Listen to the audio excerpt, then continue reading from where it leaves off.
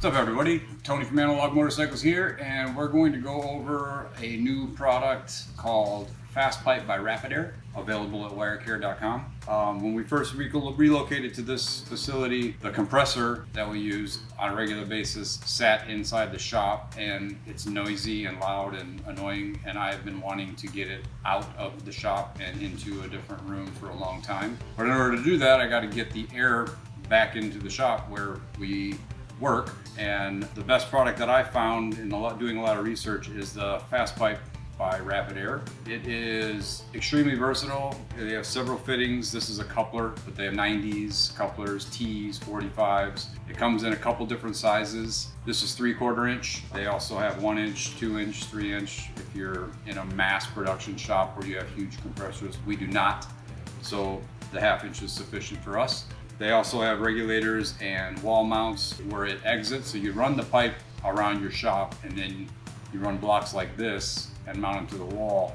And then you can put different fittings in depending on your needs and applications. So today we're gonna go over how to install it. It's super easy. It's low maintenance. Once you install it, you don't have to worry about it. It's aluminum, manufactured here in the US and supplied obviously by WireCare.com. But it's extremely easy to set up as well. So these couplers are threaded. They have an O-ring on the outside. They also have teeth on the inside. So once you stick the pipe in, they come with a couple of tools that help you tighten them. So you don't need to get any fancy tools in order to tighten these up. You're gonna need one of these. This is a deburrer. Once you cut the pipe, you got to deburr the inside and the outside. This tool does both. A lot of this stuff, almost all of this stuff is available at WireCare, but there are a couple things you're going to need. A wrench or two in order to tighten some fittings, a measuring device, a marking device, a pipe cutter, which cuts the aluminum pipe no problem. And then when you go to assemble your block, you gotta have some Teflon tape and some thread sealant. That is recommended by RapidAir. This block comes with 1/2 inch NPT email holes, 4 of them. And these blocks also come with 3/8 NPT drain valve. So you want a drain valve because as the air is building up and you might get moisture in your line, you don't want it going through your system. Water's heavier than air, so when this is sitting down here, the water kind of trickles down, then occasionally pop the valve and drain your system. So we're going to Teflon tape and thread sealant what we need. This particular block is going to have 2 plugs put in the side because I only need 2 outlets on this one. And then these are 2 reducer bushings that will get us to 2/4 inch NPT quick couplers for popping hoses on when we need them. I found that assembling these blocks on the bench with, the Teflon tape, thread sealant, whatever fittings you're going to use, is a lot easier just to set up all of this stuff sitting here as opposed to this being mounted on the wall. So we're going to go ahead and assemble all of that so that this block is ready to be installed on the wall. Then we'll measure a section of pipe, cut it, deburr it, and install it. So RapidAir recommends wrapping Teflon tape around twice.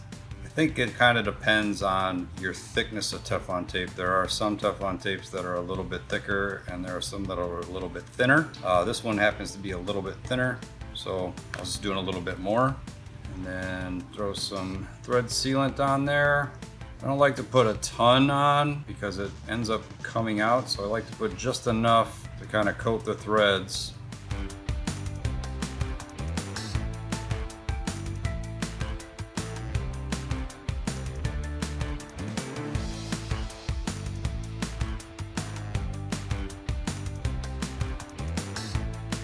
All right, so after you got everything all gooed up and set there, I'm just gonna put this in the vise and tighten them all up at once.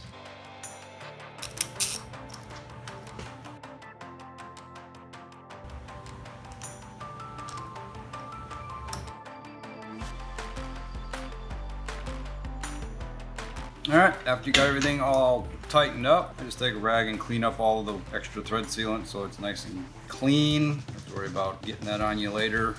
And there we are, finished block, all ready to mount to a wall and do some FastPipe. All right, now that your block's all assembled, I went over and measured where I need it. So This is going either a T, a 90, a 45, wherever this is going to go and whatever you're going to. You measure in between here and here to find out what dimension you need. So my dimension in the other room is 8 inches. So from here to here is 8 inches. In order for the pipe to go in both sides, you add 2 inch per fitting. So 8 inches plus the 2 inches and 2 inches is 4 inches. We need a 12-inch piece. So we are going to measure and mark 12 inches. Take your pipe cutter, put it on your mark. And if you've ever used a pipe cutter before, you basically get it snug. You rotate the cutter around one turn, give it another small turn so it's tight. Turn it around again, and just keep rotating and turning the blade, and it keeps cutting in. So now we have our piece cut. Take our deburring tool so it's nice and smooth, and then the other side you deburr the inside. Make sure that it's nice and smooth as well. So now both sides are deburred, smooth. Next thing you do is take your tape measure again and mark 2 inches. So that is your reference mark so that you know once you slide the pipe in that it's deep enough. Then you're gonna grab some soapy water. Just kind of helps it slide in a little bit easier. So you wet the end of your pipe and you slide it in until you see, basically get your black mark where you don't or barely see it, and then that's where you tighten it up. So we'll put it back in the vise and show you how these tools fit. So on the couplers, this hooked end basically grabs one of those ribs so you can tighten it. The other end, which the tools are identical, they have the teeth that actually fit that fitting. You put that in there and then you just tighten it down till it's pretty tight. And that is it. That side is hooked up. You can see the black mark just barely visible. That means that that pipe is fully seated in there. All right, so this is basically where this block is going to be going. We're going to mount it in there, then we're going to screw this block to the wall. When you mount these blocks, you definitely want the screws to grab something substantial because you're going to be yanking air in and out of these all the time. You can also see up here where our tube is mounted, they sell mounting points or mounting couplers, brackets that you can mount to walls. They can also be mounted to unistrut, however your application needs. This block right here is pretty firm and we're only going a foot down. I'm not going to add another wall mount. I'm just going to mount the block to the wall. So same thing as we did on the bench over there. Spray a little bit of water on. See my 2-inch mark. Make sure it's a little bit loose. And all the way until I don't see the mark again. And then for this one, I'm going to mount this real quick to the wall so we can work on that fitting.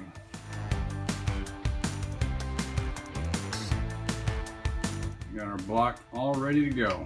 As you see in the video, we actually put a lot of the retractable hose reels up top so that the whole hose line is basically up in the air and out of our way, and we just pull it down when we need it and where we need it. Love the product, can't say enough good things about it. All the fittings, everything, like I said, WireCare.com. Hope this video helped you out, and thanks for watching.